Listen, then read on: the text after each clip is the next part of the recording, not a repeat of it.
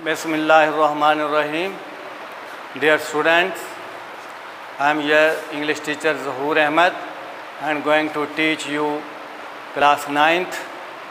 बच्चों, आज हम पास्ट इंडेफिनिट टेंस की पैसिव फ़िक्रे की ट्रांसलेशन करेंगे।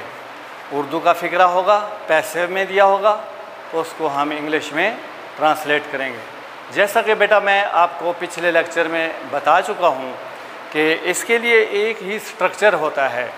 उस स्ट्रक्चर को आप अच्छे तरीके से याद कर लें तो तमाम टेंसेस के फ़िक्रे जो पैसिव फॉर्म में होंगे उसी एक ही स्ट्रक्चर के तहत आप उसको ट्रांसलेट कर लेंगे।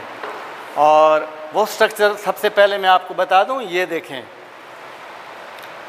सबसे पहले ऑब्जेक्ट होता है, लेकिन वो सब्जेक्टिव केस में होता है। उसके बाद टेंस की नौयत के मुताबिक हेल्पिंग वर्ब, और उसके बाद वर्ब की थर्ड फॉर्म अगर सब्जेक्ट हो तो उसके बाद बाय, और आखिर में सब्जेक्ट लेकिन उसकी ऑब्जेक्टिव फॉर्म। तो आइए हम अब लेक्चर शुरू करते हैं। सबसे पहले देखें बेटा, इसकी पहचान यह है कि उर्दू फ़िक्रे के आखिर में अलिफ छोटी ये या बड़ी ये होगा। याद रखें कि ऐसे फ़िक्रों में अमूमन सब्जेक्ट नहीं होता। तो अब ये देखें, इसका स्ट्रक्चर बाकायदा तौर पर देख लें, इसको अच्छे तरीके से ज़हन नशीन करें बेटा। फ़िक्रे के अंदर मौजूद ऑब्जेक्ट को शुरू में लाएं और वो सब्जेक्टिव केस में होगा। उसके बाद helping verb past indefinite tense में ये देखें आपको नज़र आ रहा है, वाज और वर बतौर हेल्पिंग वर्ब के इस्तेमाल करेंगे। और वर्ब की थर्ड फॉर्म आप याद रखो, कोई भी पैसिव का फ़िक्रा हो उसमें वर्ब की फॉर्म थर्ड ही आती है और फ़िक्रा यहीं ख़त्म हो जाता है। लेकिन अगर आप देखें कि इस फ़िक्रे में सब्जेक्ट भी है तो बाय लगाकर आखिर में सब्जेक्ट लिखें, लेकिन वो ऑब्जेक्टिव केस में आएगा। अब देखें, इसकी हम एग्जाम्पल्स देखेंगे। परिंदे पकड़ लिए गए, आप देख रहे हैं कि इसके आखिर में बड़ी ये आया है। इसकी ट्रांसलेशन बर्ड्स वर काट, बर्ड्स वर काट। आपको नज़र आ रहा है? ये देखें। आगे चलेंगे हम नेगेटिव सेंटेंसेस के लिए। उसके लिए हमें कुछ नया नहीं करना पड़ेगा।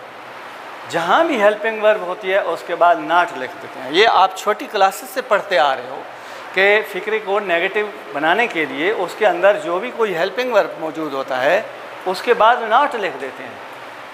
तो गंदम सस्ती ना बेची गई, देखें इसकी पहचान भी है कि आखिर में छोटी यह है। Wheat was not sold cheap, ये नेगेटिव सेंटेंस हो गया। अब हम इंटरोगेटिव सेंटेंस की तरफ आते हैं। इसमें क्या करेंगे, हेल्पिंग वर्ब को शुरू में लिखेंगे। लेकिन एक बात और याद रखें, कुछ ऐसे फ़िक्रे होते हैं जिनके अंदर लफ्ज़ कहाँ, क्यों, कैसे, कब इस्तेमाल होते हैं। ये अमूमन इनको हम इंटरोगेटिव प्रोनाउन कहते हैं। इनका टेंस बनाने के सिलसिले में कोई रोल नहीं होता। ये फ़िक्रों के शुरू में महज हम लगा देते हैं। बाकी जो रिमेनिंग टेंस होता है उसको हम रूल्स रेगुलेशन के मुताबिक बनाते हैं। अब देखो, आदमी को कहाँ गोली मारी गई, where was the man shot. इसके बाद नेक्स्ट है नेगेटिव इंटरोगेटिव सेंटेंस, क्या मुझे इतला ना दी गई। इसकी भी पहचान देखें कि आखिर में छोटी ये आए। और इसकी एग्जांपल देखें, वाज आई नॉट इन्फॉर्म्ड। आप देख रहे हैं कि तमाम इन फ़िक्रों में अमूमन सब्जेक्ट का जिक्र नहीं है। तो हमने किसी फ़िक्रे को भी आगे वर्ब के बाद कहीं बाय और लगाकर आगे सब्जेक्ट का जिक्र नहीं किया, क्योंकि सब्जेक्ट है ही नहीं। तो इंशाल्लाह हम अगले लेक्चर में फ्यूचर इंडेफिनिट टेंस की ट्रांसलेशन करेंगे पैसिव फॉर्म में। इस लेक्चर से मुतल्लिक बेटा आपको किसी किस्म का कोई प्रॉब्लम हो, आप मुझसे रब्ता करें, मुझसे पूछें। मैं हर वक्त आपकी मदद के लिए हाजिर हूँगा इंशाअल्लाह। अल्लाह हाफिज़।